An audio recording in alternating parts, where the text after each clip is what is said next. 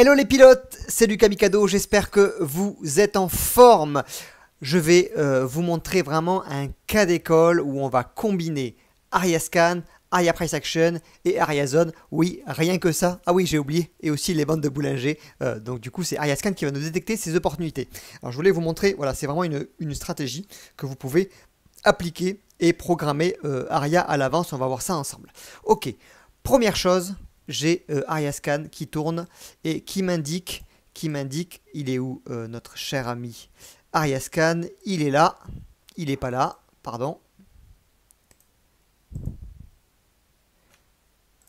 Notre cher ami AriaScan qui est là. Donc en filtre 1, on a les bandes de boulanger reverse, et en filtre 2, pour aller un petit peu plus loin, pour filtrer les fausses opportunités, c'est jamais du 100%, vous le savez, mais en tout cas ça nous amène là où se passe l'action. Après il faudra voir la nature évidemment de ce bébé reverse. Donc qu'est-ce qu'on a ici?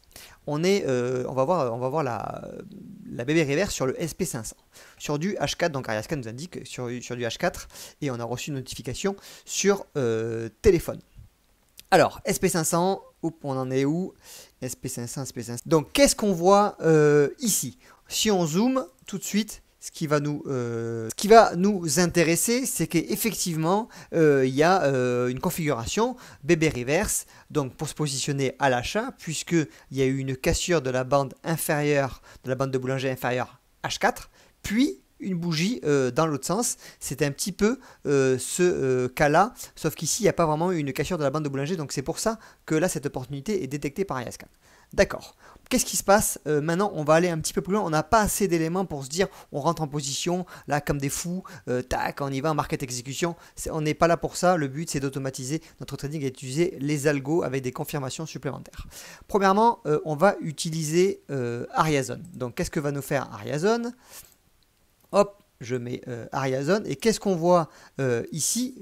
Qu'on a rebondi pile sur une zone daily exactement au même endroit que le précédent rebond, qui nous a apporté quand même un joli risque-rendement, et donc il peut être intéressant de se positionner. On va encore rajouter des éléments et on va utiliser le price action. Donc moi j'ai tout mis sur un template qui s'appelle Aria Price Action.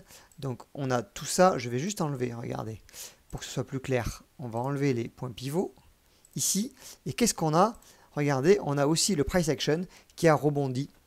Le prix a rebondi exactement au même endroit. Et vous savez, quand le price action, quand la borne basse pour un achat fait des plats comme ça, il y a une flèche qui se matérialise. On est potentiellement en train d'avoir un rebond et on pourrait se positionner à l'achat.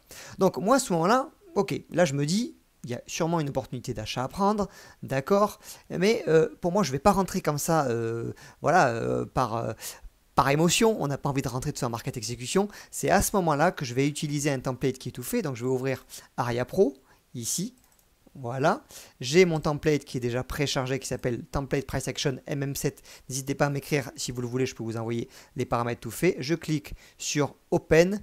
Tout est fait, tout est bon, ok. Et on n'a plus qu'à le lancer. D'accord?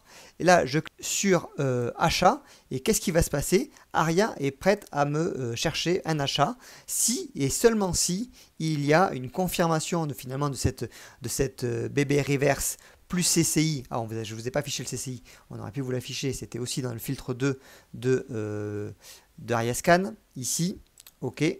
CCI, donc il réintègre la zone des moins 100, donc il fait aussi un début de U, et ce mouvement pourrait être validé, Aria rentrant en position, si et seulement si la bougie H4 clôture au-dessus de la moyenne mobile 7. Donc qu'est-ce qui s'est passé?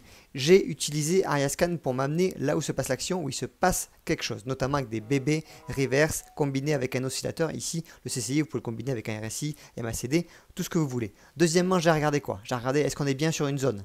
Ok, on était sur une zone daily qui a très bien fonctionné la dernière fois. D'accord, deuxième élément.